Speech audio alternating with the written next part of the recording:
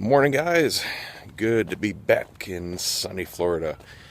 Pretty much have the exact same weather we did the last week in Phoenix. Really intense sun, blue skies. It's probably about 70 right now. It's just about 11 in the morning. Got a fairly busy day lined up today. Got a lot of stuff caught up last night. Took a nap, got up a little bit, did some more, then crashed and got a good sleep. I was beat. We went next door to my neighbor Evelyn's, who does our house sitting and everything and takes care of the mail and stuff like that.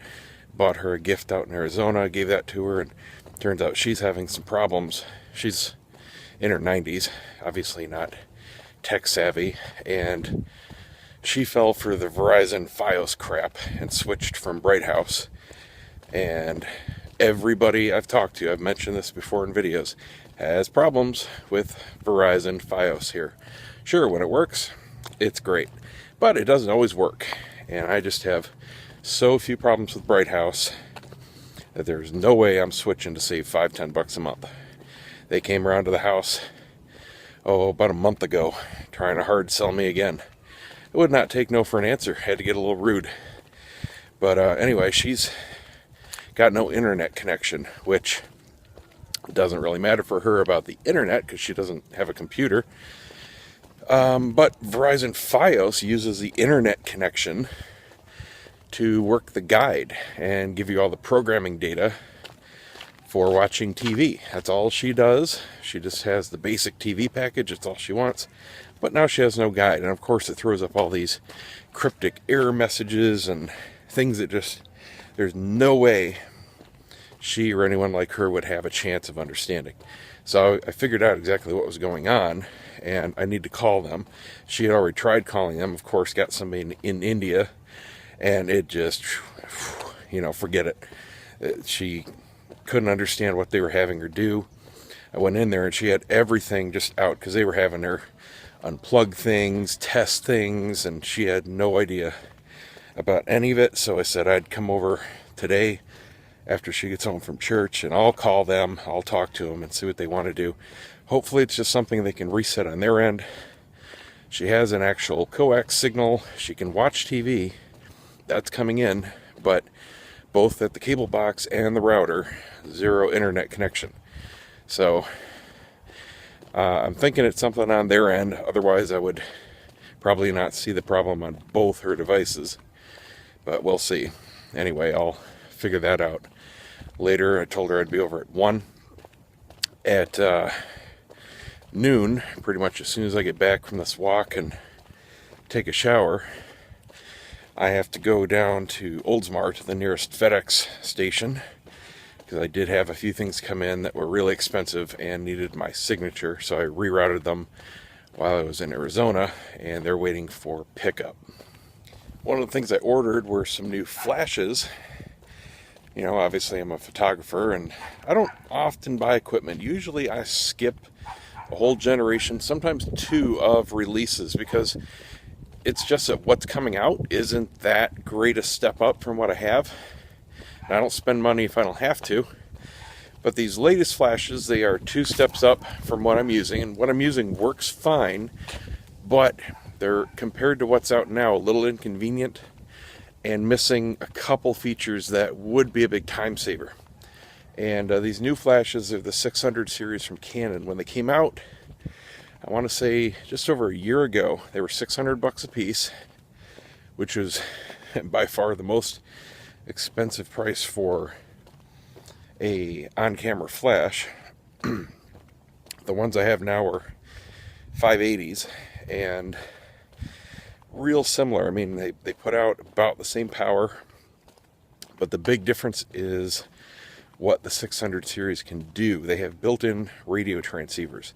So what that means is I don't have to use third-party radio systems to connect my camera to my flashes. So I save carrying those around and backups for those and cables and batteries, and I get a lot more reliability. But obviously it's $600 a pop. Well, didn't really feel like throwing down a couple grand, so I waited, and they've finally gotten cheap this year during Black Friday, and I scored some of them for $4.44 a piece shipped, which was really cheap, and I was lucky to get them because they sold out in minutes. And then the next day they went on sale again for, I think it was $3.79, but they had none in stock left. I mean, it went on sale at that lower price with zero in stock. I got some of the last ones that they had. I got them direct from Canon, and that's where the sales were. And then the next day I was a little pissed because another seller had them on sale for $3.99. Now the kick was, this seller, even though they had a lot on sale and I could have easily bought them, and I did point a couple friends to them that wanted them, it was not from an authorized retailer, so you wouldn't get warranty service. On a Flash, odds on you actually needing warranty service, slim to none, so it would not have bothered me at all. But, you know, I was a little pissed that I could have saved, you know what, $130 off the batch. I bought 3 of them at a time. But, no big deal. I got them. They were guaranteed. They're in. I got one in. They shipped it in 2 boxes, and the single one came in, didn't need a signature. The second one, you know, there must be a cutoff above $500, $600, $700, $800, whatever. They want my signature, so that's why I got to pick those up at FedEx. And got a bunch of other stuff in, too. One really cool thing, I forgot I ordered it. It's a big 160 LED video light. Really cool. It's got a dimmer, fully controllable, runs on 6 AA's, and it's got a tripod mount, and it comes with a little ball head, so you can even put it on top of your camera if you want to actually use it as a video light. I'm going to use it as a handheld light for doing cake shots and details and tables and stuff like that. It's really convenient. A lot more convenient than holding a flash, because you can see exactly what you're going to get. And the cool thing is, those are usually $200 to $300. This was a Chinese knockoff, $25 shipped, and it came in. I tried it out last night, and wow, super impressed. I thought the build quality would be crap, or it wouldn't be bright, but nope, it's awesome. All right, here at FedEx, got my second box of flashes. All kinds of goodness there. So now I'm going to go back. It's about, what time is it? Can't tell, the car's off. It's somewhere around 20 to 1 or so. So I'm going to go back and try to fix the neighbor's TV and internet connection. And then I need to get together the stuff for the car detailing video. Oh, you know what? I need to get some groceries too, because I didn't really stock anything while we were gone, obviously, and I need to cook something. Oh, my weight. Update on that. Yes, I did put on some pounds. I'm at 252 right now, so, you know, that's Thanksgiving. If you celebrated and you didn't put on some pounds, you didn't do something right. But I feel like I put on more. I was expecting, you know, upper 250s. But the other thing is, we came back a little, I don't know, TMI, a little constipated. So that might go down a little bit later on. But anyway, I'm going to go make a pot of zuppa toscana. And yes, we had a pot of that all last week, but I didn't eat that much of it. I mean, we had so much other stuff. So it wasn't my usual where I have it 2 or 3 times a day. And we were starving and just craving pizza last night. So on the way back from the airport, we stopped at our favorite pizza place that we really only have once every 2 years or so, Jets. And if you're not familiar with them, it's probably because they're only in Florida and Michigan, it seems. But awesome, awesome deep dish pizza. And it's been years since we had it. So that was a cool little treat coming home. But we're back at it now. The wife was doing her T52 or T25. And this morning, while I was out for my walk, and I'll be doing more bike riding now. Just didn't really feel like doing it this morning, but I could do a walk. Anyway, I'm going to get back on the saddle, literally. And so I'm going to stop at the grocery store. No, crap, can't do that. Got to do neighbors. Then I got to go to the grocery store, and then I'm going to get together my stuff for the car detailing video. Just make sure I have everything, because if it's one thing that screws you up when you're detailing a car, it's having to go to the store to get something, because then your car gets all dirty again. So that's what's in store for today. Back home, and here are my new toys. The new 600 series. And like I said, really close to the previous generation, the 580s, there was a 580EX2, which really had the exact same guts. They just changed the control layouts a little bit. One of the differences were better weather sealing.